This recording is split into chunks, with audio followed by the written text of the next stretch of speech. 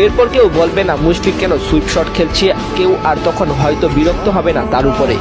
সেদিন অনেকে কান্না ভেজা গলায় বলবে আমাদের একটা অযথা সুইপ শট খেলা ম্যাচ উইনার ছিল, যিনি অসংখ্য ম্যাচ জয়ের নায়ক হিসেবে ছিলেন।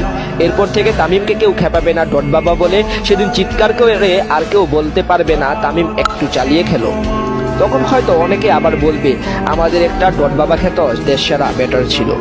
সেদিন খুঁজবে আজকের বিজ্ঞাপন বাবাকে, যাকে নিয়ে শত তর্ক বিতর্ক করতে অনেকের মন চাইবে, কিন্তু তিনিই থাকবেন না আর আমাদের মাঝে 22 গজে।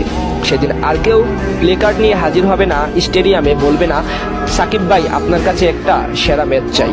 আর কেউ একা হাতে গোটা দলের ভরসা সামলাবেন না। 2023 বিশ্বকাপের পর আর কেউ আমাদেরকে পেইন দিবে না।